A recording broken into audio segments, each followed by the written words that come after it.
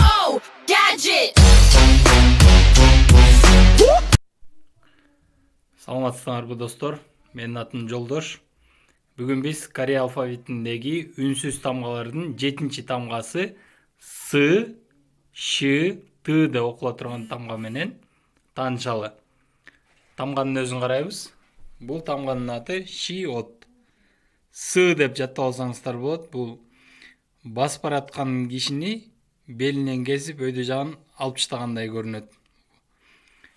Кайерде кандай окулганын азыр сиздер менен талдап көрөбүз. О деген тамганы атайын башкача кылып жаздым. Корейчеде тамак менен айтыла турган О деген тамга бар. У, Ы. Тамгадан мурун жазылса С деп окулат. Кадимки эле С. Анан Я, Йо тамак менен айтыла турган Йо. Биздикиндей эле кадимкидей эле оозуңарды оймоктой кылып айта турган Йо, Ю, И. Тамгадан мурун жазылса, анда Ша. Ш эмес, именно Ша деп айтылат. Жана Ши. Кыргызчада Ши деп айтылат да, Ширин дегенде айтабыз го. Адан дагы жумшагыраак кылып. Ширин эмес, Ширин деп.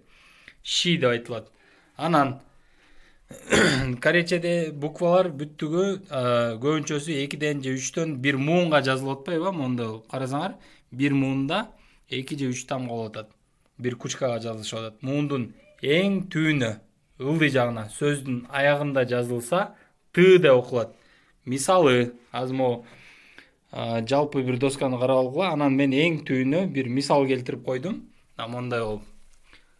П, И, ылдый жагында С тамгасы турат. Бирок бул жерде, именно бул жерде Т деп окулат. Бит. Эми жалпы доскага карап, биринчи тамгадан баштап окуй берели. Биринчи сөздөн баштап. Бул сабакта дагы биз жаңы өтүп аткан тамганы кызыл менен жаздык. Мурунку сабакта өтүлгөн тамгаларды жашыл менен жаздык. Кана эмесе биринчи сөзгө көңүл буралы. Субак.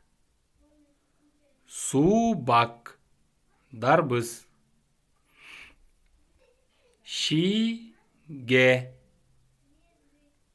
Шиге. Саат. Сагуа. Сагуа. Бул жерде айтылышы сагуа деп айтылат. Бирок ар бир тамгасын өзүнчө талдап көрө турган болсок, бул жерде 5 тамга турат. С, А, Г жашыл менен жазылып турат. Анан Гнын ылдый жагында турган тамганы окуйбуз. Биринчи О, анан А. Эгер тамга окусак сагоа болот. Бирок айтылышы сагуа деп айтылат. Уа.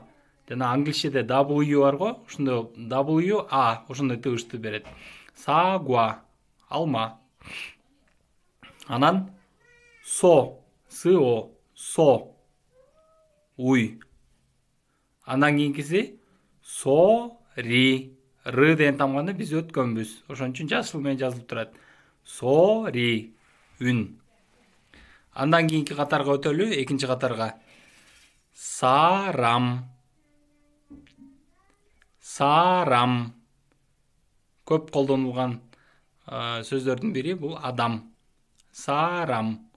Анан сажа. Сажа. Арстан. Ок, су, су. Ок, су, су. Мака. Жүгөрү. Ок, су, су. Як, сок. Андан кийинки сөз як, сок. Бул жерде карасаңыздар, К ортосунда турса деле К деп окулуп атат. Эмнеге дегенде бул каткалаң тамгадан мурун жазылып атат. Ошон үчүн катуу айтылып атат. Як, сок, убада. Көбүнчө жолугушуу убадан бар деп айтат да, ошон үчүн жолугушууну кошуп койдум. Са, шил. Бул жерден биз конкретно көрүп атабыз да, каерде С болуп, каерде Ши болуп окулат да. Адан мурун турса С, Иден мурун турса Ши деп окулат экен. Саашил. Факт. Акыркы сөз бит.